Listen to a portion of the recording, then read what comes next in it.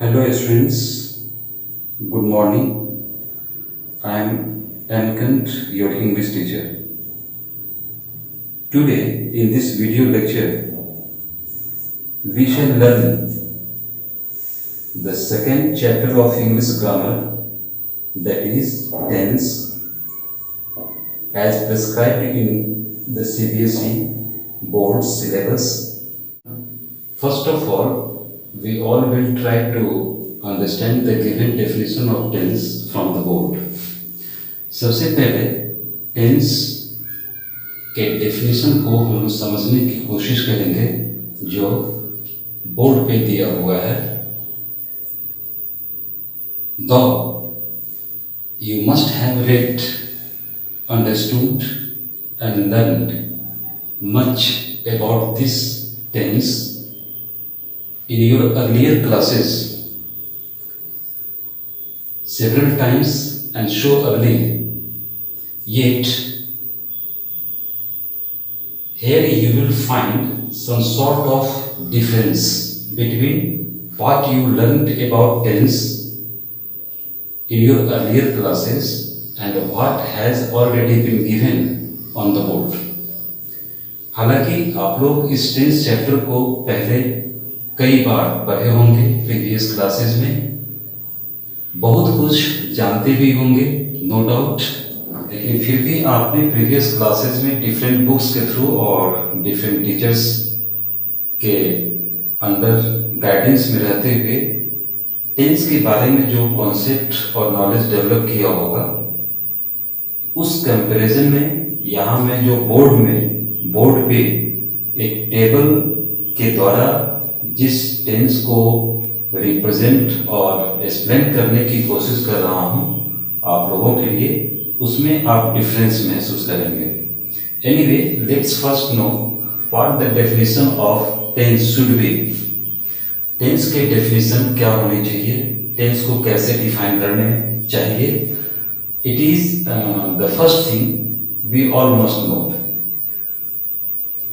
It's definition is a grammatical term served as an indicator of the different forms of verbs used to indicate the time of an action, event or a state of things is called tense.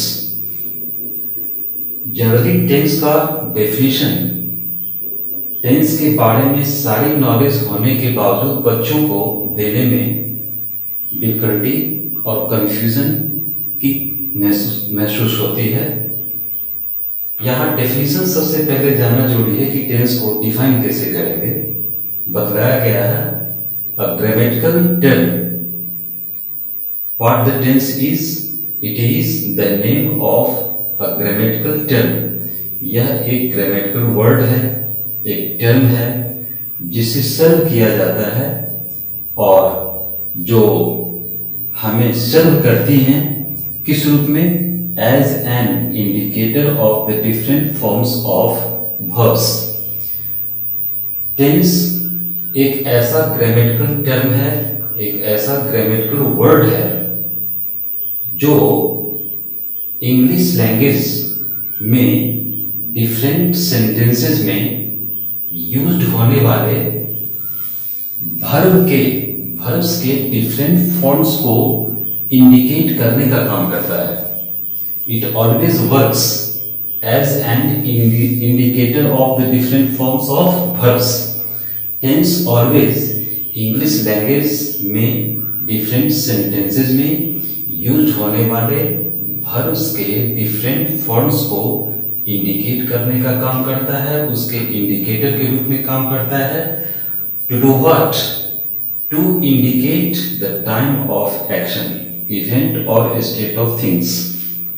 किसी घटना, किसी कार्य, किसी क्रियाकलाप या किसी वस्तु, व्यक्ति, स्थान के अवस्था के समय को बतलाने के लिए जब ऐसा ग्रामेटिकल टर्म यूज किया जाए जो सेंटेंस में यूज होने वाले डिफरेंट वर्ब फॉर्म्स को इंडिकेट करे और यह इंडिकेटर किस रूप में काम करे, तो किसी घटना, क्रियाकलाप, कार्य और थिंग्स के कंडीशन को बतलाने के रूप में यह काम करे, तो उस वर्ड को, उस टर्म को, उस ग्रामेटिकल टर्म को टेंस कहेंगे।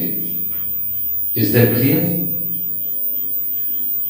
अब आप अभी तक ये जानते रहे हैं कि there are 3 types of tense, present, past and future, and you also know well that each type of tense has got its own 4 forms, including first, simple or indefinite; second, imperfect or continuous; third, perfect; and fourth, perfect continuous form. आप अभी तक ये जानते रहे हैं कि tense के 3 types होते हैं, प्रेजेंट, पास्ट और फ्यूचर, और हर टेंस के टाइप का अपना 4 फॉर्म्स होता है, और इस तरह we get 12 forms of the tense in total, और इस तरह से टेंस के 12 फॉर्म्स होते हैं, 3 types, 3 into 4 forms, that's we get total 12 forms. Okay, tense के 3 टाइप्स, हर टाइप के 4 फॉर्म्स, 3 into 4, हम बता सकते हैं कि टेंस के टोटल कितने फॉर्म्स होते हैं, 12। अब टेंस के इन 3 टाइप्स को, उनके 12 फॉर्म्स को, और हर फॉर्म का क्या स्ट्रक्चर होता है वेरियस टेंस में, उसके क्या क्या एग्जाम्पल सेंटेंसेस होने चाहिए, आप दे सकते हैं, बता सकते हैं। इन सारी चीज़ों को हमने कन्फाइन कर दिया है एक टेबल में, जिसे आपको याद करने में सुविधा होगी, याद करना होगा। याद करने से आपके माइंड में ऑलवेज बना रहेगा। आप देख रहे हैं कि फर्स्ट कॉलम में टेंस का फर्स्ट टाइप प्रेजेंट रखा गया है। प्रेजेंट के 4 फॉर्म्स। फर्स्ट फॉर्म कौन सा है? प्रेजेंट सिंपल और इंडेफिनिट। किसी सेंटेंस को प्रेजेंट सिंपल और इंडेफिनिट फॉर्म में रखेंगे तो आपको मालूम होने चाहिए कि ऐसे प्रेजेंट सिंपल और इंडेफिनिट से रिलेटेड सेंटेंस का स्ट्रक्चर क्या होना चाहिए। That is what you must know. Present simple और इंडेफिनिट के स्ट्रक्चर होने चाहिए क्या? Subject, S for subject, subject के बाद V5, जिस वर्ब के लास्ट में एस और ES लगा होता है उसे V5 कहते हैं। ऑब्लिक V1 यानी बेस वर्ब, यानी वर्ब जिसमें एस और ES ना लगा हो, जो प्योर वर्ब होते हैं जैसे गो, कम, ईट एटसेट्रा, वो V1 हो गए। प्लस O यानी प्रेजेंट सिंपल और इंडेफिनिट वाले सेंटेंस के स्ट्रक्चर में सब्जेक्ट होगा, सब्जेक्ट के बाद V5 या V1 और उसके बाद ऑब्जेक्ट फॉलो करेगा। यहाँ क्वेश्चन उठता है कि V5 हम किसके साथ यूज करेंगे? तो third person singular number subjects जितने भी होते हैं, ही, सी, इट प्लस और नेमिंग और अननेमिंग नाउन विदाउट एस और एस, उनके साथ V5। Rest all different numbers and persons वाले जो सब्जेक्ट होते हैं, I, we, you, they plus all unnaming noun with S और एस, उनके साथ V1। तो सब्जेक्ट के नंबर और पर्सन के मुताबिक V5 यानी थर्ड पर्सन सिंगल सब्जेक्ट के साथ, rest all different number and person वाले सब्जेक्ट के साथ V1 यूज करेंगे। उसके बाद जरूरत के हिसाब से ऑब्जेक्ट प्लेस करेंगे, नहीं करेंगे। यहाँ प्रेजेंट सिंपल और इंडेफिनिट के इस स्ट्रक्चर के लिए 2 एग्जाम्पल सेंटेंसेस दिए गए हैं। ही राइट्स अ लेटर, वह एक पत्र लिखता है। यहाँ राइट्स ब्रैकेट में इंडिकेट किया गया है, V5 है। सेकेंड, दे सिंग अ सॉन्ग, वे लोग एक गीत गाते हैं, सिंग V1 है। अब यहाँ समझ में आना चाहिए, he third person singular number subject था, इसलिए उसके साथ V5 राइट्स फॉलो किया। They third person plural subject है, इसलिए उसके साथ V1 फॉलो किया। ओके, सेकेंड प्रेजेंट टेंस का सेकेंड फॉर्म क्या होगा? प्रेजेंट इम्परफेक्ट और कंटिन्यूअस। उसके स्ट्रक्चर क्या होंगे? सेंटेंस के स्टार्ट में सब्जेक्ट, उसके बाद इज या एम या are plus V4 plus object. Okay, इस स्ट्रक्चर पे बनने वाले यहाँ दो एग्जाम्पल सेंटेंसेस दिए गए हैं। जैसे he is writing a letter, वह एक पत्र लिख रहा है। राइटिंग V4 क्या होता है? किसी V1 के लास्ट में जब ing ऐड करते हैं या ing फॉर्म वाले जितने भी वर्ब होते हैं वो V4 कहलाते हैं, तो राइटिंग यहाँ V4 है। फिर second example sentence, they are singing a song, वे लोग एक गीत गा रहे हैं, यहाँ सिंगिंग भी V4। थर्ड, प्रेजेंट का थर्ड फॉर्म क्या कहलाता है? Present perfect. अब इंग्लिश लैंग्वेज में किसी भी सेंटेंस को प्रेजेंट परफेक्ट के लिए बनाना चाहते हैं, किसी सेंटेंस को प्रेजेंट परफेक्ट में रखना चाहते हैं, उसके लिए यहाँ स्ट्रक्चर जो फिक्स्ड है दे दिया गया है। सब्जेक्ट, उसके बाद हैज या have plus V3 plus object. इस स्ट्रक्चर पे बनने वाला जो भी सेंटेंसेस होगा उसे प्रेजेंट परफेक्ट मानेंगे। यहाँ एग्जाम्पल सेंटेंसेस दो दिए गए हैं। He has written a letter, वह एक पत्र लिख चुका है। सेकेंड, दे हैव संग अ सॉन्ग, वे लोग एक गीत गा चुके हैं। अब यहाँ देख रहे हैं सब्जेक्ट ही है और ही क्या है? थर्ड पर्सन सिंगुलर सब्जेक्ट है, इसलिए प्रेजेंट परफेक्ट में प्रेजेंट परफेक्ट के लिए यहाँ ही के बाद हैज लगेगा और हैज के बाद रिटन, ये क्या है? राइट का V3। Similarly second example sentence में दे, ये थर्ड पर्सन प्लूरल है और प्लूरल के साथ प्लूरल वर्ब लगता है, यहाँ हैव लगा प्रेजेंट परफेक्ट के लिए। और उसके बाद शन, ये क्या है? Sung is the third form of the V1 that is sing. Sing का थर्ड फॉर्म शन, वे लोग एक गीत गा चुके हैं। यहाँ इस दोनों एग्जाम्पल सेंटेंसेस में written and sung are third forms of their respective V1s, that is right and shin। Okay, अब प्रेजेंट टेंस का फोर्थ फॉर्म क्या कहलाता है? Present perfect continuous. अब इंग्लिश लैंग्वेज में किसी सेंटेंस को प्रेजेंट परफेक्ट कंटिन्यूअस फॉर्म में ले जाना चाहते हैं, उसके लिए एसेंशियली आपके सेंटेंस इस स्ट्रक्चर पे बने होने चाहिए, इस फिक्स्ड स्ट्रक्चर पे बने होने चाहिए। और सेंटेंस के स्ट्रक्चर के मुताबिक सेंटेंस में सब्जेक्ट होगा, उसके बाद हैज या हैव, सब्जेक्ट सिंगुलर है तो उसके साथ हैज, सब्जेक्ट प्लूरल है उसके साथ have plus being plus V4 plus object होना चाहिए। इस स्ट्रक्चर पे बेस्ड यहाँ हमने दो एग्जाम्पल सेंटेंसेस दिए हैं। फर्स्ट है he has been writing a letter, वह एक पत्र लिखता रहा है। Second, they have been singing a song, वे लोग एक गीत गाते रहे हैं। अब स्ट्रक्चर के मुताबिक ही सब्जेक्ट थर्ड पर्सन सिंगुलर, उसके लिए सिंगुलर सब्जेक्ट के लिए सिंगुलर वर्ब प्रेजेंट टेंस का हैज लगा। बीन एक एसेंशियल एलिमेंट परफेक्ट कंटिन्यूअस में जाने के लिए, उसके बाद V4 writing V4। Similarly they third person plural subject के लिए प्रेजेंट टेंस में हैव लगेगा, उसके बाद बीइंग एक एसेंशियल एलिमेंट और उसके बाद सिंगिंग V4। ओके, तो प्रेजेंट के इस चार फॉर्म का समरी ये हुआ कि प्रेजेंट का सिंपल और इंडेफिनिट के लिए सेंटेंस में ऑलवेज सब्जेक्ट के साथ V5 या V1 लगेगा। प्रेजेंट के इम्परफेक्ट और कंटिन्यूअस फॉर्म में सेंटेंस को फॉर्म करने के लिए सब्जेक्ट के बाद इज या एम या आर के साथ V4 प्लेस होगा।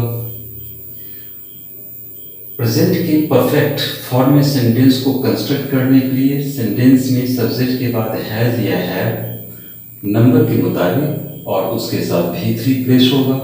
फिर प्रेजेंट के परफेक्ट कंटिन्यूअस फॉर्म में सेंटेंस को कंस्ट्रक्ट करने के लिए सब्जेक्ट के बाद हैज या हैड को यूज करते हुए बीइंग प्लस बी4 को यूज करेंगे।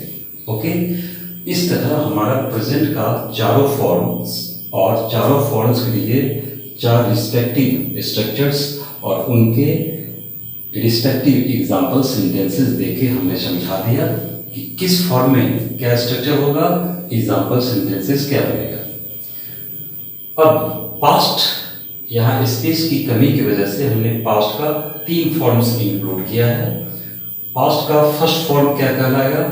पास्ट सिंपल और इंडिफिनिट। पास्ट सिंपल और इंडिफिनिट, जैसे प्रेजेंट का फर्स्ट फॉर्म प्रेजेंट सिंपल और इंडिफिनिट, तो पास्ट का फर्स्ट फॉर्म क्या कहलाएगा? पास्ट सिंपल और इंडिफिनिट। इसके लिए सेंटेंस फॉर्म करेंगे तो स्ट्रक्चर क्या होना चाहिए? सब्जेक्ट और सब्जेक्ट के बाद V2 plus object. Present, past simple और इंडिफिनिट के लिए सेंटेंस में सब्जेक्ट के बाद always V2 plus object follow करनी चाहिए। Example sentences, he wrote a letter, वह एक पत्र लिखा, उसने एक पत्र लिखा। यहाँ रोट क्या है? राइट का second form. They sang a song, वे लोग एक गीत गाए। यहाँ सैंग क्या है? शिंग।